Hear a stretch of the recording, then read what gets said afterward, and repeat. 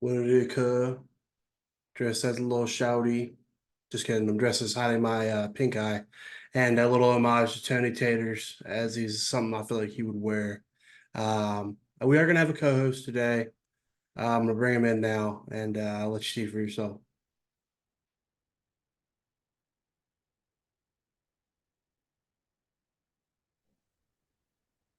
Hey, bro. What's going on, man? Thanks for having me.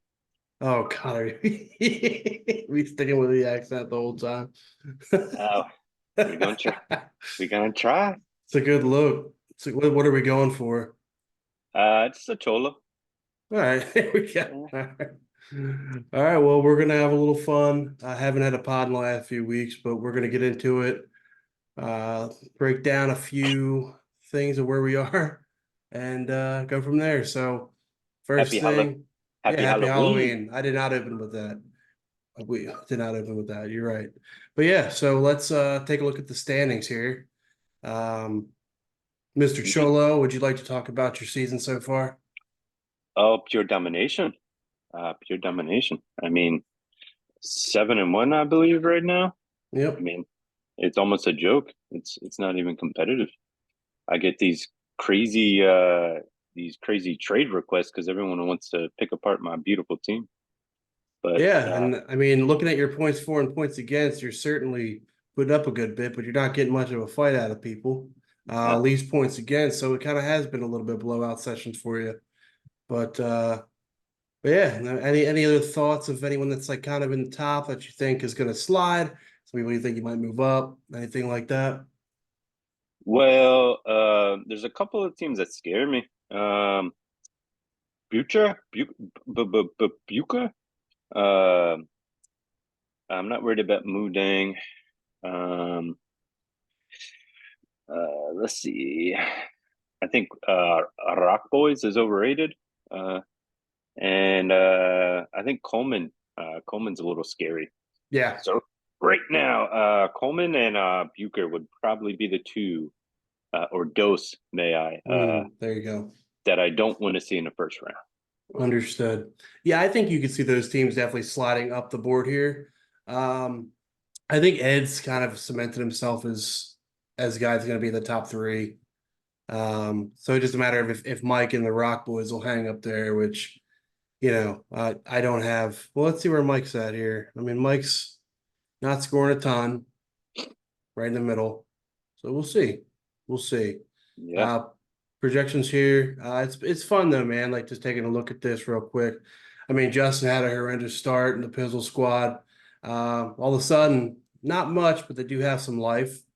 Everyone's in it pretty much, and I mean, you guys up here have locked it in, but I mean, pretty much 5 through 12 open season, so should be a good one. Yeah. All right. Just so we haven't done this in a bit, so no need to go back and look at prior matchups. So we'll just roll right into looking at these matchups here. So I got myself against the Rock Boys here. The audacity of ESPN to give him a 125 point projection is is something. Uh, Kirko Chains, baby. yeah, I mean, I don't think this team has hit 125 all year. I could be wrong, but yeah, it just feels a little ridiculous that some of these lines and guys here, he's got a good lineup, looks good, but I don't think it's getting 125. You sound you Uh, you sound salty, SA. I kind of am alongside you, where we think the Rock Boys are a little overrated, and Yeah. I just feel like 125 is a pretty insane projection for a team that averages like 100 points a week. So that's just me. What do you Yeah. see from the Rock Boys here? Well, even though it's small, Kareem Hunt projected to outdo Derrick Henry because of that matchup. That's kind of surprising. I don't know if I like Bucky Irvin this week. Tough matchup. Um, and don't know how many carries he's going to get. He kind of gets about 9 or 10, so he's a boomer bust. So I think that's what's hurting you the most. You're probably Um, right. I will say to that effect, though, he gets a lot of screens. He gets a lot of yeah, lot of lot of that. So that's kind of where I'm at with him. Um, He But just I kind do, of proven to be a guy that I'm just going to play every week. I mean, yeah, I just traded. Did they change this? No, they didn't. But I mean, look, he's 18, 15, 12, so nothing. And the touches haven't been crazy. yeah. So I just think it's a guy I got to ride. Where where uh where I do think Rock Boys could win is if Dallas and Atlanta get into a shootout, which I think it could Mm, turn into. That could be another CD Lamb 30-point game and a Kirk Cocaine going off. So that would be my worry if I was yeah, you. I can definitely see that. I think you're probably right. That's the path. I don't see Kareem Hunt getting 17 points. I don't Mm, see James Conner getting 16 points. Olave just had a good game. I mean, it is Carolina, so that's doable. But yeah, I mean, I think this will be a pretty high scoring game for between us both. But I don't, I don't think 125. I'm thinking I'm going to win this one like 122 to like 105, something like that. That's where I'm at. A little beat down. I'm gonna I'm gonna lean Rock Boys on this one just because of that Kirk Cousins and CD Lamb probability. Yeah. I I think it's gonna be close, but I think there's two big numbers there. Yeah, I don't disagree with that. Let's see, the milkman getting his boys back, all getting all healthy. This is still my team showing. Wish they would really fix that. Yeah, Tyreek Hill back, Cooper Cup back. Seem to be getting the vibes right after a pretty abysmal start. Team Nate off had a great start to the season. Led the league way back when, week 1 in points, and has had a quick fall from grace after getting sat on by the Hippo last week. So, yeah, what do you see here between these two that stands out? Well, we're starting Justice Hill That's where against my eyes went as well. um, and I don't know what Hopkins will turn into at Kansas City just yet. So I'm going to lean Milkman just because, like you said, his people are getting healthy. Ridley seems to have finally become a wide receiver the last couple weeks, and Josh Allen against a abysmal Miami defense right now. Yeah. Uh, yeah, I think I lean Milkman. Nate's team's some poo poo. Yeah, I think that's probably a pretty accurate assessment. ETN should be back this week healthy. I've been getting the positive benefit of that with Tank, but uh, you know, I like this squad moving forward. I think they have a lot of good pieces to get themselves back into playoff contention. And I don't know if we see Team Nate win a game the rest of the year. Just kind of where that's at. So I'm going to pick the Milkman to take this one down. Poor guy. I know, man. Love Every you, bro, year. bro. Love you, bro, bro.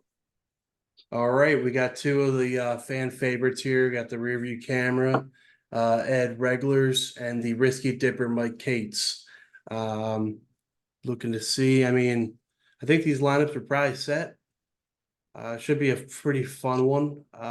Just right off the rip, I'm gonna look at Ed's matchups. Daniels against the Giants. Uh, Brees Hall tonight against Houston to get with their two linebackers out. A lot of soft matchups in my mind there. And the Buffalo Bills cannot stop the run, so Ache and I expect to have a good day for the Dolphins. And then looking at Mike, uh, Baker's been awesome. Kansas City's defense scares me. I wouldn't be surprised if he pivots to Jordan Love if he plays. Ramondre, that's a fair matchup against Tennessee. They should do well. Yeah, I mean, I don't love Likely starting, but I don't think he has a choice with Freiermuth on bye. So I see a lot of tough matchups on Mike's side compared to Ed's side. Yeah, I like maybe if he starts Jordan Love, he kind of looks Mexican like me. So I like him a little bit more than Baker. Um, Still a tough matchup. I think Edge just got a strong team. Bowers has been consistent as could be for a rookie. Um, and his three studs running back are just consistent. So yeah, I think this one's probably a 20 point game. So you think this projection is not big enough? No, I think the running backs and Jaden Daniels against going against a terrible New York team. Yeah, no, I like the that's lean fair. there. Yeah, I certainly don't disagree with that one. So let's see. Next, we got Team Bucher versus Team. Ooh, this is a good one. Risky Uh, pick there. let's see here. 2 4-4 teams that definitely should not be 4-4. Yeah. Nick leads the league with points by a very wide margin over the couch. And then Team Coleman's been up and down as far as scoring, but he's put up some really big numbers this year. So do like to point out every time we do this podcast. Good call with Drake London. We all gave you shit for it.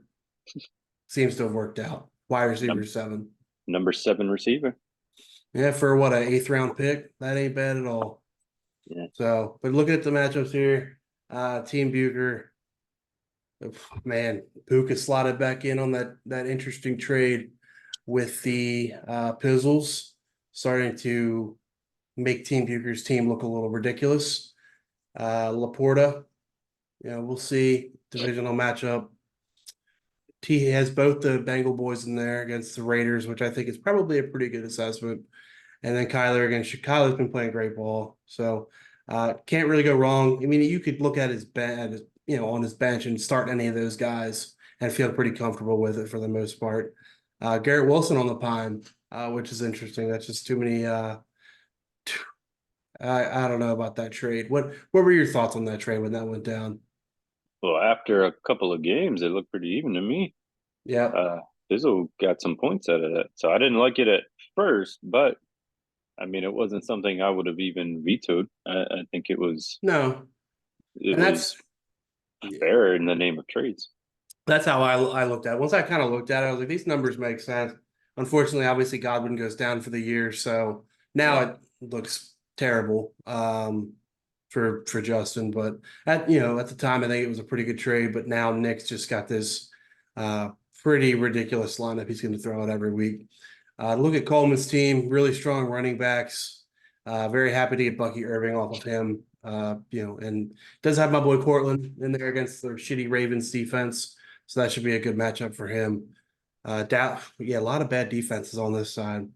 I don't know. I could see a little upset special here with Team Coleman putting up a real big number with some of these matchups here, man. I think we know Kyron Williams is going to get his, but Cook, London, Sutton, and Joku, those guys should all have pretty big days. Yeah, I think I'm gonna lean Bucher just because Nakua and Kamara sound pretty Mexican to me. So I like that team a little better. Um, the interesting thing is that probably two worst players out of these lineups are the two quarterbacks. Yeah. I think both of them may not even crack 20, maybe even 18, because they have not been very consistent. But no, I think the weapons, Chase, Nakua, Kamara's been a stud going against Carolina. It's a little scary. Yeah. I'm going to lean Bucher, but this might be like a 150, 140 matchup. This reminds me of that game between Bucher and Ed, last week or 2 weeks ago, where it was like 160 to 155 or something like that. So, Yeah. these are definitely this is definitely gonna be the highest scoring game of the week. I think to win they're gonna need at least 145 or so. But I'm gonna lean Coleman. I think he just has good matchups. But yeah, I mean, I wouldn't be shocked if Bucher touches almost 200 again like he did a couple weeks ago. I'll let you start here with your matchup against the Moody White Johnson. Oh yeah, Moody White Johnson.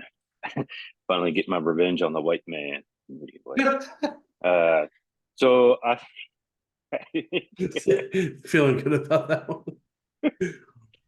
uh CJ Stroud going against a Jets defense that's been pretty solid, even though their offense is terrible. I think that projection is pretty accurate for 15. It's pretty light. I think my team's just a little deeper. I don't like Amon Ra going against that Green Bay corner. I can't his name. I lose his name right now, but he Who? shuts base the Green. Jair Yeah, Alexander. Alexander, Yeah, yeah. I don't like that matchup for him. Rashad White again, same thing as the what I said about Bucky. They're Yeah. going to be splitting carries against a really tough run defense. Yeah. Um, Saquon's going to get his against Jacksonville. That's the only thing that scares me if he has a crazy game. And I like Neighbors a lot, but a divisional match. So I think there's some tough matchups that go in my favor. Swift against Arizona should be solid. Lamar, hopefully he has a bounce back game, but it is against a tough defense. And Yep. Chubb looks healthy. Chubb Yeah, looks he really looked good good. last So, week. yep. So, also interesting play. Although they have a good matchup, picking up the Titans defense, who gave up 52 points last week. So Hmm. hopefully that plays out for the Moody Whites. I think Uh, trusting the Patriots fade is over the beat down the Lions game. I mean, that Lions team is probably the best team in the league right now. So yeah. I don't, it's 52 points, but yeah, that is I wonder if Drake May's going to play. I'm curious about that, but my thoughts on this game here, I think Jefferson is going to have a monster day. The Colts have a horrendous perimeter defense. They give up, I think, besides the Ravens, the most yards to outside receivers in the league. Yeah, So he's back up to number 2 wide yeah, receiver. I wouldn't be shocked if he puts up a 30 spot this week for you. Devontae, I think after a couple of pretty iffy performances, finally has a splash day against this Houston defense, which is down their starting safety and 2 linebackers, and they don't stop the run very well. So I see why the books have the Jets favored in this game. Just as a side point, I can't bet on the Jets. I'm betting the Texans because they're just a better team. But I can totally see why, right? Like pretty weak defense, pretty good opportunity for these Jets receivers, which I'm kind of surprised Nick's not starting Garrett Wilson in that. But back to this, McBride's been nothing but fantastic all year, and like I gave Tyler kudos with London, I'll give you kudos with Swift.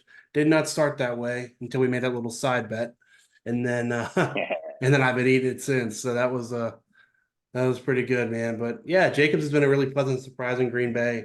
Detroit's rush defense is a little suspect right now. Just without Hutchinson there, they've kind of missing this piece. And yeah, I just think it's a tough matchup for George. I think Neighbors could have a really nice day against Washington. I like your point with Jair Alexander against Amon Ra. He'll still get his, but and JSN's been really solid, but he's been a little swingy. So I just see a lot more consistency on your side comparatively. So I'm going to take you to win this one. Thanks, bro.